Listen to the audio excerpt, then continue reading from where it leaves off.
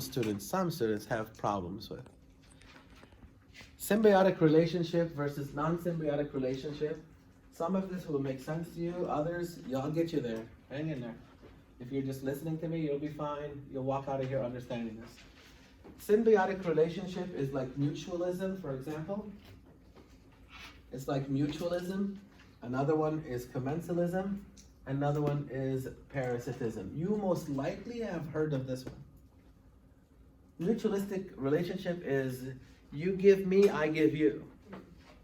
Where we're both benefiting. Who am I? I'm the host. Who are you? You're the microbe, for example. That would be like your gut bacteria. E. coli, for example. You give me food, I'll give you vitamin K. That's where we get most of our vitamin K, from our gut bacteria. So that would be called a mutualistic relationship, which is a type of symbiotic relationship. Yes, sir? Like mitochondria in the cell? Yes, but that's an example of something else called endosymbiotic relationship.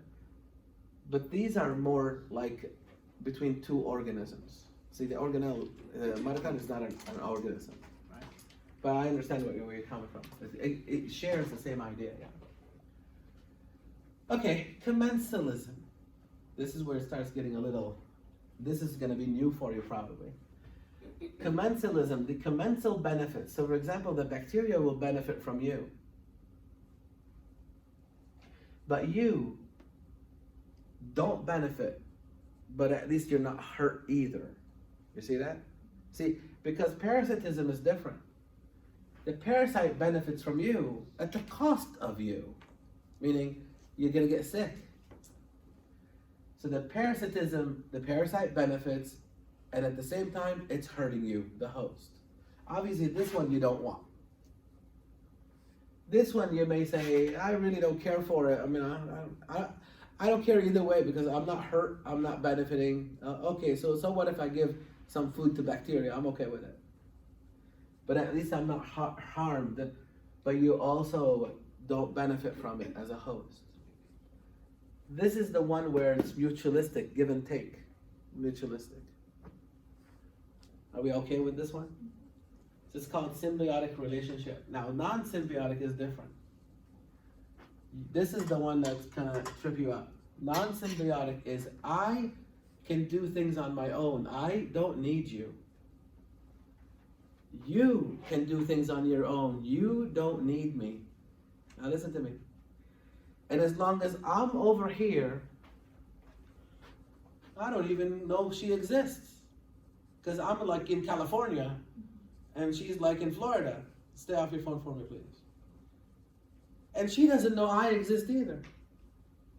So she's on her own, doing her own thing. I'm on my own, doing my own thing. I'm multiplying, I'm surviving. The only time it becomes an issue is when I'm over here. Now we have to deal with each other. You see that? Do you ever have a new neighbor come to your neighborhood next door to you? What do? Right? I wonder what they're like. Are we gonna get along? Watch up here, please. Are we gonna get along or are we gonna fight it out? You see? When I moved from California and went to Florida where you're at, I wonder what this is gonna be like. Because when I was far away, I didn't even know she existed. She didn't need me, I didn't need her. But now we got to a point where we either fight it out or we get along. So that's synergism versus antagonism. So let's say she has something that I can benefit from. I mean, I don't need it, but why not? If she's giving it to me, I'll take it, you see? Because when I was over there, I was just fine. I didn't need her when I was over there.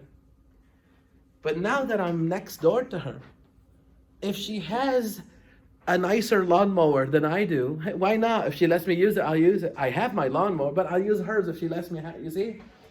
That's this one.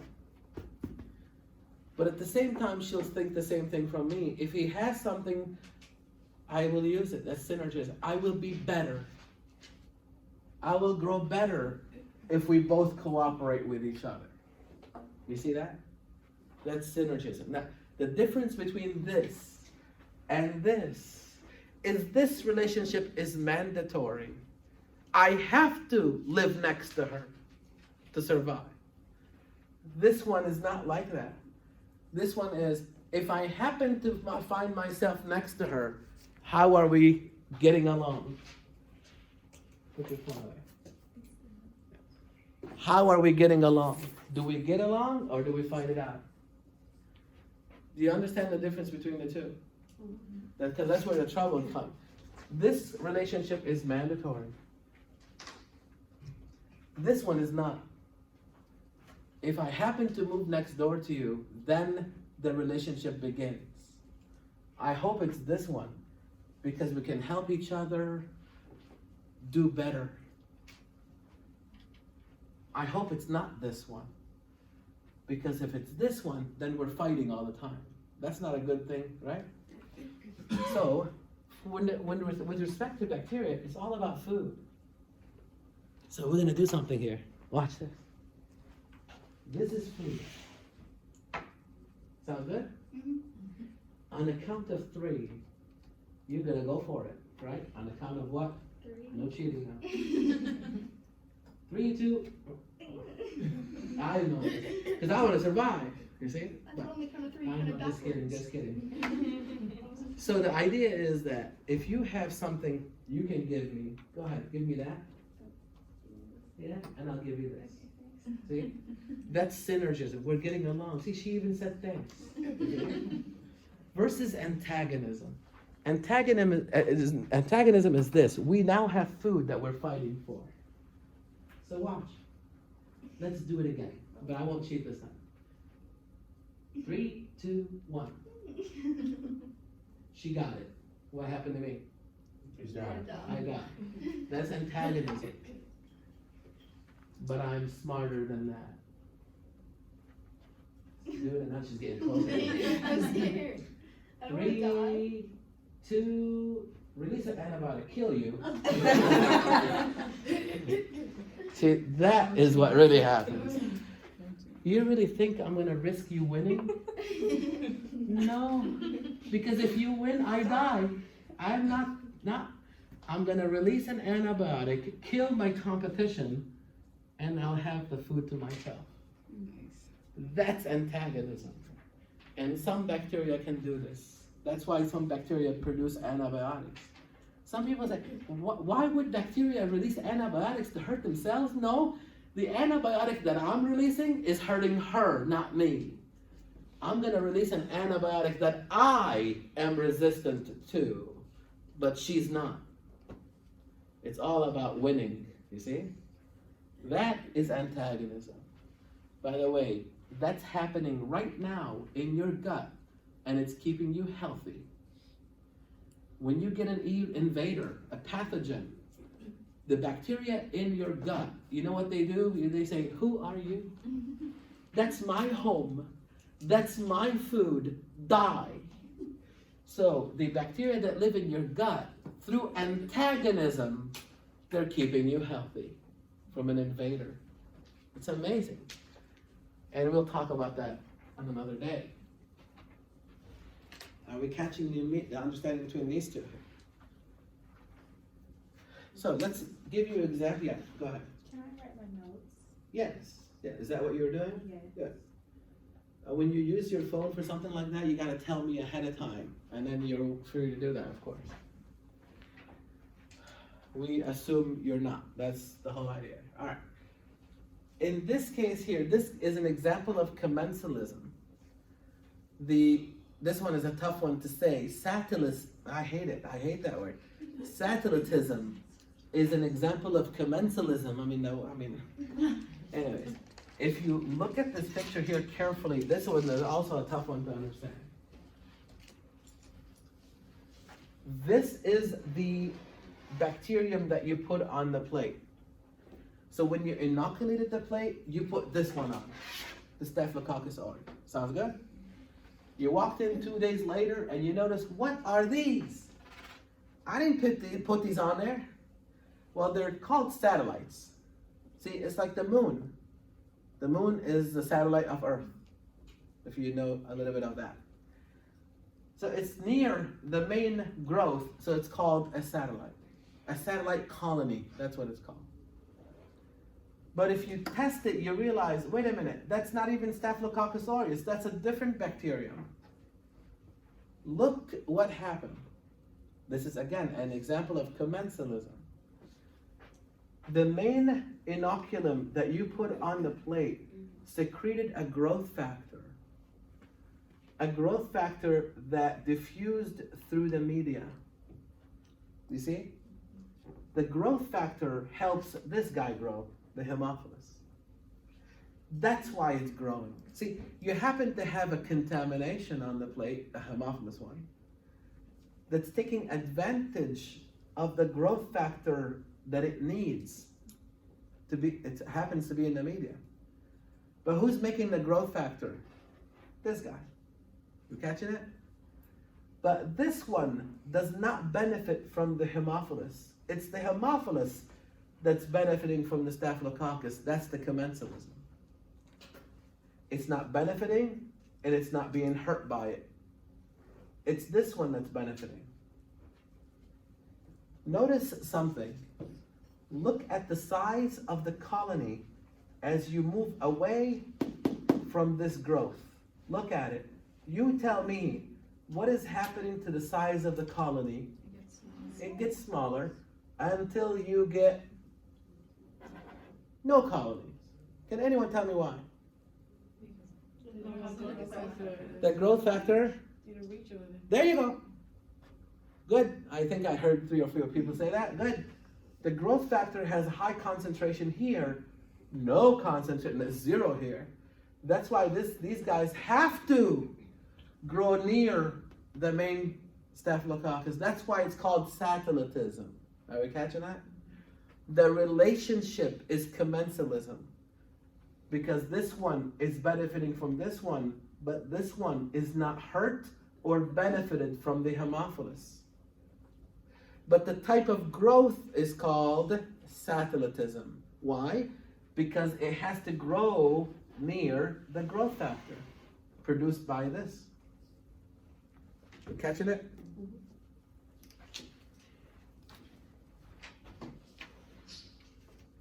An example of synergism, remember me and her getting along, is biofilm. And you've heard about biofilms before. You guys talked about it. An example of synergism is the community of bacteria that live together in harmony to fight you, the host. That's biofilm. They know you want to kill them, so they're going to get along synergistically, producing a biofilm, making them antibiotic resistant. Not because they are antibiotic resistant, no, it's because the antibiotic cannot get to them because of the glycocalyx, the slimy material there. So this single bacterium you can kill with an antibiotic. But once it starts building the glycocalyx and the community called the biofilm, it becomes very difficult to kill because simply the antibiotic cannot get to them because of the sticky biofilm, the glycocalyx. It's like trying to swim through honey. Good luck with that. You see? And it's called a biofilm. Look what these guys do. They do something called quorum sensing. Quorum sensing. I wish we could do that.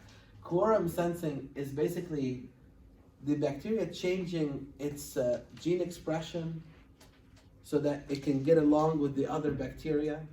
You know, if you live in a rural area, if you want to cut your grass, you can cut your grass. If you don't want to, you don't want to. Nobody's going to say anything because nobody can see anything. But if you live, God forbid, with HOA, the Homeowners Association, go ahead, try not to cut your grass. You're going to get 5 letters in the mail. We're going to sue you. So now you have to change your behavior because you're living in a community. I would normally not cut my grass if I was all the way over there and nobody's seeing me because I'm just lazy today, right? But because I live in an area where people are watching me and they're gonna harass me over my grass, I'm gonna have to cut it. It's similar to this. It's a community. They have to get along.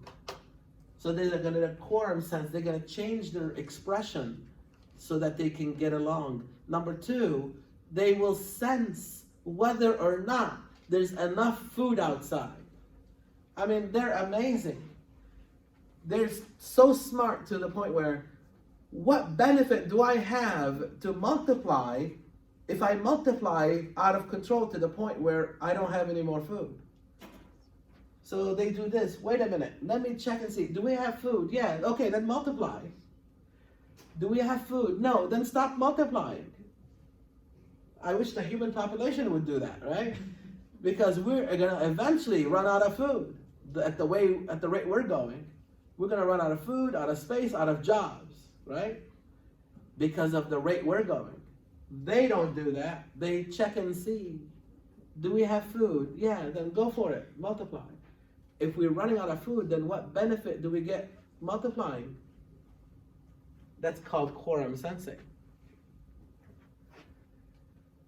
Then once in a while, one of them will decide, okay guys, I'm moving out. That's this guy. That's called a planktonic. One of them flakes off and goes and travels and goes somewhere else, God forbid. For example, if this is a prostate, it decides, I'm going to the lungs. Now you have a biofilm in the prostate and another one in the lungs. And of course, it becomes problematic.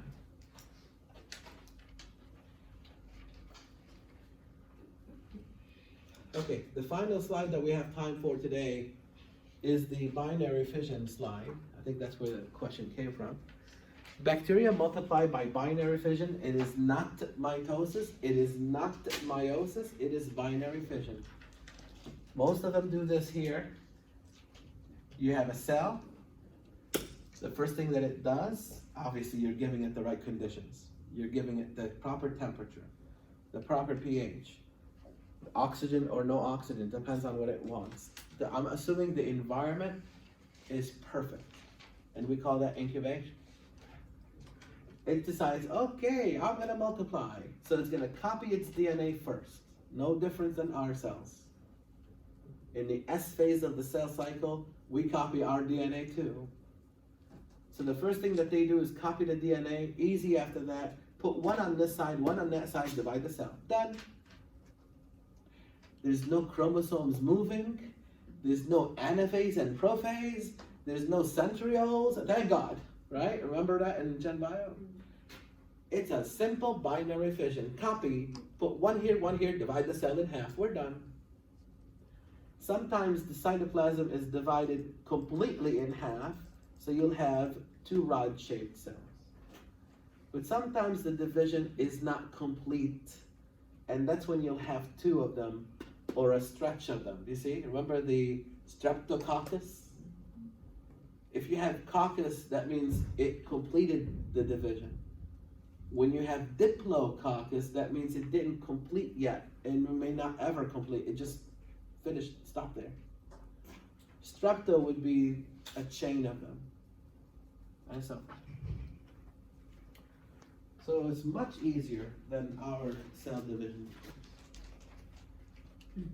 I'm not gonna worry with this one, see?